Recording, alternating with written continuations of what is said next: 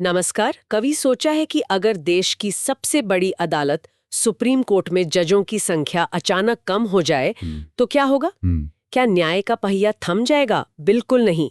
हमारे संविधान में ही इसका एक बड़ा दिलचस्प इंतजाम है। अनुच्छेद 127 आर्टिकल 127। जी हाँ। ये वो प्रावधान है जो जरूरत पड़ने पर अनुभवी सेवानिवृत्त मतलब रिटायर्ड जजों को वापस बुलाने की शक्ति देता है, ताकि कोर्ट का काम न रुके। बिल्कुल, ताकि काम न रुके। आज हम इसी संवैधानिक सेफ्टी नेट की गहराइयों में उतर रहे हैं। अच्छा। हमारे पास जो जानकारी है वो एक स्रोत से ली गई है जो खास तौर पर इसी अनुच्छेद की व्याख्या करता है। ठीक है। हमारा मकसद है ये समझना कि ये व्यवस्था कैसे काम करती है, क्यों जरूरी है और आज के समय में इसकी क्या अहमियत है। पिछली बातचीत में हमने अनुच्छेद 126 के तहत कार्यवाहक मुख्य न्यायाधीश की नियुक्ति पर बात की थी। जी। तो ये चर्चा उसी कड़ी को आगे बढ़ाती है ना? ये देखते हुए कि न्यायपालिका अपनी निरंतरता कैसे सुनिश्चित करती है। हाँ, और ये महज एक प्रक्रिया भर नहीं है। ये संविधान निर्माताओं की दूरदर्शिता दिखाता है। अब देखिए। अच्छा, कैसे? ये प्रावधान ये सुनिश्चित करने के लिए बनाया गया था कि भाई न्याय देने का काम, जो कि लोकतंत्र का आधार है, वो कभी जजों की अस्थायी कमी जैसी बाधाओं की वजह से रुकने न पाए। ये सिर्फ काम चलाने की बात नहीं है, बल्कि न्याय की निरंतरता और उसकी मजबूती बनाए रखने की एक सोची समझी रणनीति है। सही बात है। ये एक तरह से न्यायिक व्यवस्था का लचीलापन सुनिश्चित करता है। तो फिर चलिए इस अनुच्छेद 127 को और करीब से देखते हैं। इसका मूल सिद्धांत क्या है? हाँ। इसे आसान भाषा में कैसे समझें? हाँ। दरअसल ये कहता है कि अगर कभी सुप्रीम कोर्ट में किसी मामले की सुनवाई या कोई और काम करने के लिए जजों की न्यूनतम जरूरी संख्या, जिसे कोरम कहते हैं। हाँ, कोरम, अगर वो पूरी नहीं हो रही हो तो स्थिति संभालने के लिए सेवानिवृत्त जजों की मदद ली जा सकती है। बिल्कुल। तो मतलब स्थिति है जजों की कमी से कोरम पूरा ना होना। जी। और समाधान, जानकारी के मुताबिक भारत के मुख्य न्यायाधीश CJI राष्ट्रपति से पूर्व सहमति लेकर किसी ऐसे रिटायर्ड जज को जो सुप्रीम कोर्ट या किसी हाई कोर्ट के जज रह चुके हों और सुप्रीम कोर्ट जज बनने की योग्यता रखते हों। हाँ, ये योग्यता जरूरी है। हाँ, उन्हें सुप्रीम कोर्ट में अस्थायी तौर पर बैठने और काम करने का अनुरोध कर सकते हैं। बिल्कुल। और नतीजा ये कि ये नियुक्त जज पूरी तरह से एक सुप्रीम कोर्ट जज की तरह ही काम करते हैं। बिल्कुल। स्रोत का वो मजेदार सूत्र याद है, जज कम, रिटायर्ड जज को बुलाओ। हाँ बिल्कुल। और यहाँ कोरम पर थोड़ा और गौर करना जरूरी है। देखिए। हाँ, बताइए। कोरम सिर्फ एक संख्या नहीं है, ये कोर्ट के फैसलों की वैधता और स्वीकार्यता के लिए जरूरी है। अच्छा। जैसा कि स्रोत बताता है, कम से कम 5 जजों की बेंच का होना अनिवार्य माना जाता है। 5 जज। हाँ। अगर इतने जज उपलब्ध नहीं है तो वो मामला सुना ही नहीं जा सकता, तो काम रुक जाएगा। हाँ। अब सोचिए, जजों की कमी क्यों हो सकती है? वजहें कई हो सकती हैं। किसी जज का रिटायर होना और नई नियुक्ति में देरी, जो कि होता है। हाँ, या किसी का अचानक बीमार पड़ जाना, या फिर अदालतों में बढ़ते मुकदमों का भारी बोझ, जिसके सामने जजों की स्वीकृत संख्या ही कम पड़ने लगे। सही। अनुच्छेद 127 इन्हीं अप्रत्याशित या दबाव भरी परिस्थितियों से निपटने का एक संवैधानिक रास्ता देता है। ये इंतजाम इसीलिए है ताकि न्याय मिलने में रुकावट ना आए। बिल्कुल, प्रक्रिया समझ में आ गई, लेकिन ये नियुक्ति असल में होती कैसे है? कौन क्या करता है? हाँ, ये भी जानना जरूरी है। जानकारी ये कहती है कि सबसे पहले पहल भारत के मुख्य न्यायाधीश की ओर से होती है। जी। उन्हें जरूरत महसूस होने पर और संबंधित सेवानिवृत्त जज से सहमति लेने के बाद राष्ट्रपति से इस बारे में सलाह मशवरा और उनकी पूर्व सहमति लेनी होती है। हाँ, राष्ट्रपति की सहमति जरूरी है। ये सब लिखित में होता है। जब सहमति मिल जाती है तब CJI उस रिटायर्ड जज से सुप्रीम कोर्ट में काम करने का अनुरोध करते हैं। इन जजों को फिर तदर्थ न्यायाधीश या अंग्रेजी में कहें तो एडहॉक जज कहा जाता है। हाँ, तदर्थ न्यायाधीश। स्रोत में एक जगह शायद अधिनियम जज शब्द इस्तेमाल हुआ है, पर आमतौर पर इन्हें तदर्थ न्यायाधीश ही कहते हैं और इसी नाम से इन्हें जाना जाता है। हाँ, तदर्थ न्यायाधीश सही और प्रचलित शब्द है।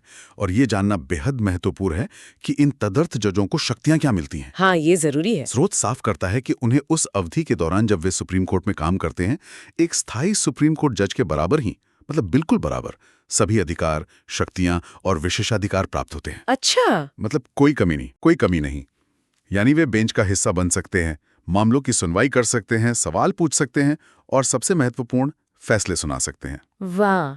उनकी नियुक्ति एक निश्चित समय के लिए होती है, जो जानकारी के अनुसार आमतौर पर 1 या 2 साल तक की हो सकती है। अच्छा, 1-2 साल। हाँ, या जब तक जरूरत हो। अब सवाल उठता है कि उन्हें ये पूर्ण शक्तियां देना क्यों जरूरी है? हाँ, क्यों? ये इसलिए अहम है ताकि वे बिना किसी हिचक या बाधा के कोर्ट के काम में पूरी तरह योगदान दे सकें। अगर उनकी शक्तियां सीमित होती तो शायद वे उतने प्रभावी ना हो पाते, और जिस उद्देश्य से उन्हें नियुक्त किया गया है वो शायद पूरा नहीं होता। सही बात है। ये एक तरह से ये सुनिश्चित करता है कि वे सिर्फ नाम के जज ना हो, बल्कि वास्तव में न्याय प्रक्रिया को आगे बढ़ाने में सक्षम हो। इससे उनकी भूमिका की गंभीरता और महत्व स्थापित होता है। ये तो बात हुई प्रक्रिया और शक्तियों की, लेकिन क्या ये विचार नया था जब संविधान बन रहा था, या इसका कोई ऐतिहासिक संदर्भ है? नहीं, इसका इतिहास है। हमारा स्रोत हमें संविधान सभा की बहसों तक ले जाता है। जी हाँ। वहाँ इस प्रावधान पर चर्चा हुई थी और डॉक्टर बाबा साहेब अम्बेडकर ने इसकी पुरजोर वकालत की थी। बिल्कुल। जानकारी के मुताबिक उनके शब्द थे, सुप्रीम कोर्ट का काम कभी ठप नहीं होना चाहिए। उनका मानना था कि सेवानिवृत्त जजों के पास अनुभव का खजाना होता है, जो न्याय प्रक्रिया को बेहतर बनाने में बहुत काम आ सकता है। अनुभव का लाभ? हाँ, साथ ही इससे मामलों के निपटारे में तेजी आएगी और लोगों को न्याय के लिए लंबा इंतजार नहीं करना पड़ेगा, यानी न्याय में देरी ना हो। बिल्कुल, और ये ऐतिहासिक इरादा आज भी उतना ही प्रासंगिक है। ये दिखाता है कि संविधान बनाने वाले कितने दूरदर्शी थे। सही कहा। उन्होंने ये समझा कि एक नई न्याय व्यवस्था खड़ी करते समय हमें ऐसी अप्रत्याशित स्थितियों के लिए तैयार रहना होगा जहां जजों की कमी हो सकती है। ये कोई बाद में जोड़ा गया विचार नहीं था, बल्कि न्यायपालिका को मजबूती और स्थिरता देने के लिए शुरू से ही सोची समझी गई एक व्यवस्था थी। यानी पहले से प्लान था। हाँ, ये उस समय की चुनौतियों और भविष्य की जरूरतों का आकलन करके शामिल किया गया एक महत्वपूर्ण पहलू था, ताकि न्याय का प्रवाह निरंतर बना रहे, चाहे परिस्थितियां कैसी भी हों। उन्होंने एक तरह से न्यायपालिका के लिए एक रिजर्व क्षमता का निर्माण किया। तो क्या ये रिजर्व क्षमता आज भी इस्तेमाल होती है, या ये सिर्फ किताबों में रह गया है? नहीं, इस्तेमाल होती है, बिल्कुल होती है। स्रोत के अनुसार ये आज भी उतना ही प्रासंगिक है और इसका इस्तेमाल होता रहा है। जी। हाल के सालों के उदाहरण भी दिए गए हैं। जैसे जानकारी ये बताती है कि 2023-24 के दौरान सुप्रीम कोर्ट में लंबित मामलों के भारी बोझ को कम करने के मकसद से 5 से ज्यादा तदर्थ जजों की नियुक्ति की प्रक्रिया या तो शुरू की गई या नियुक्तियां हुई। हाँ, पेंडिंग केसेस को निपटाने के लिए। बिल्कुल। स्रोत में एक खास नाम का भी जिक्र है, सेवानिवृत्त जस्टिस A.K. सिकरी। हाँ, जस्टिस सिकरी। उन्हें इसी प्रावधान के तहत अस्थायी जज के रूप में नियुक्त किया गया था। ये दिखाता है कि ये अनुच्छेद केवल एक सैद्धांतिक संभावना नहीं, बल्कि एक व्यावहारिक उपकरण है जिसका आज भी उपयोग हो रहा है। हाँ, और इसके प्रभाव को देखना भी दिलचस्प है। जानकारी के मुताबिक इन तदर्थ नियुक्तियों ने काफी सकारात्मक असर दिखाया है। अच्छा, क्या असर? बताया गया है कि इनकी मदद से 50,000 से ज्यादा लंबित मामलों के निपटारे में सहायता मिली। 50,000? ये तो बहुत बड़ा आंकड़ा है। हाँ, ये आंकड़ा अपने आप में दिखाता है कि अनुच्छेद 127 सिर्फ जजों की गिनती पूरी करने का तरीका नहीं, बल्कि असल में ये न्यायपालिका के बोझ को कम करने का एक साबित हथियार बन चुका है। ये इसकी असली ताकत है। लेकिन जैसा कि अक्सर होता है, हर व्यवस्था पर कुछ सवाल भी उठते हैं। हाँ, वो तो है। स्रोत इस पहलू पर भी रोशनी डालता है। जानकारी के अनुसार कुछ चिंता या बहसें भी सामने आई हैं। क्या चिंताएं? जैसे ये सवाल उठाया गया है कि क्या हम स्थायी जजों की नियुक्ति में होने वाली देरी की भरपाई के लिए सेवानिवृत्त जजों पर कुछ ज्यादा ही निर्भर होते जा रहे हैं? अच्छा, मतलब ये परमानेंट सॉल्यूशन की जगह ले रहा है क्या? हाँ, कुछ लोगों का ये सोचना है, क्या ये एक अस्थायी समाधान है जिसे स्थायी जरूरत की तरह इस्तेमाल किया जा रहा है? और इससे जुड़ा एक और अहम सवाल कि स्थायी जजों की नई नियुक्तियां समय पर क्यों नहीं हो पा रही हैं? हाँ, ये भी तो एक मुद्दा है। बिल्कुल, ये महत्वपूर्ण है कि हम इन सवालों को तटस्थ रूप से देखें। जैसा कि स्रोत में भी उल्लेख है, ये न्यायपालिका के कामकाज, उसकी क्षमता और भविष्य से जुड़े बड़े और गंभीर मुद्दे हैं जिन पर विचार होना जरूरी है। ये सिर्फ अनुच्छेद 127 का मामला नहीं, बल्कि पूरी न्यायिक नियुक्ति प्रक्रिया और केस मैनेजमेंट से जुड़ा है। बात तो सोचने वाली है। अच्छा, इसे और आसानी से समझने के लिए स्रोत में एक सरल सा काल्पनिक उदाहरण भी दिया गया है। हाँ, उससे और साफ हो जाएगा। न्यायाधीश जरूरत महसूस करते हैं जी। वे एक योग्य और इच्छुक सेवानिवृत्त जज, मान लीजिए जस्टिस X, से बात करते हैं। फिर राष्ट्रपति से सहमति लेते हैं।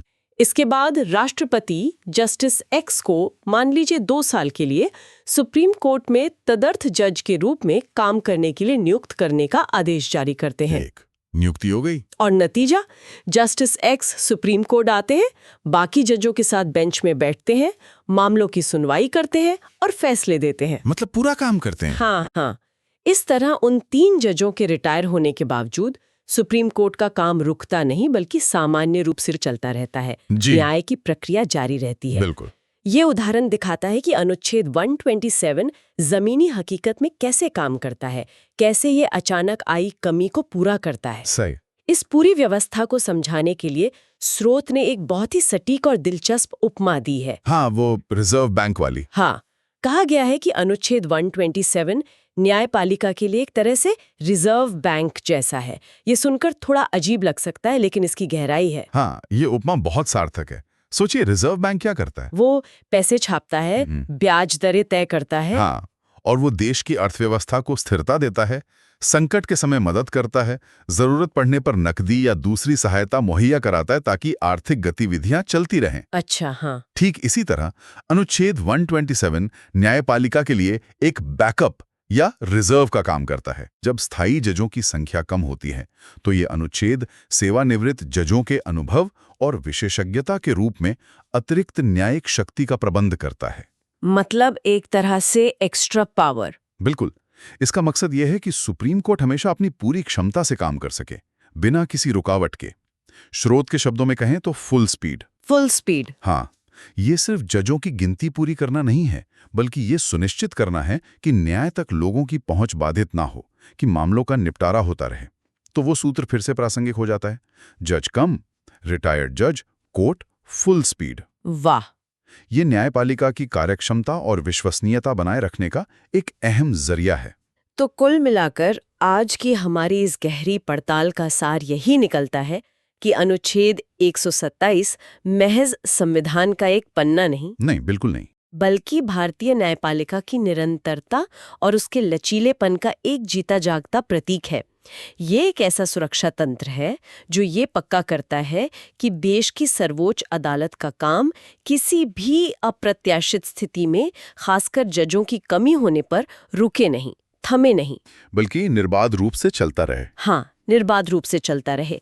ये न्याय के पहिए को गतिमान रखने वाला एक महत्वपूर्ण संवैधानिक आश्वासन है। बिल्कुल सही कहा।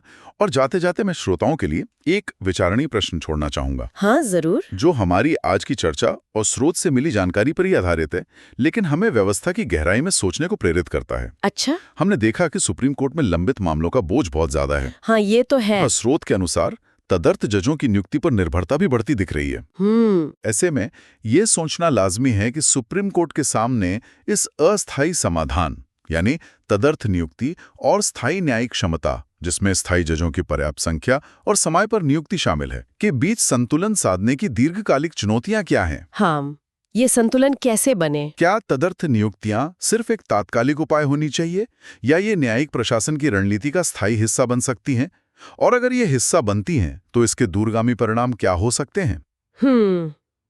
ये वाकई सोचने वाली बात। हाँ, ये वो सवाल हैं जो दिखाते हैं कि अनुच्छेद 127 का व्यवहारिक उपयोग किन बड़ी व्यवस्थागत चुनौतियों से जुड़ा हुआ है।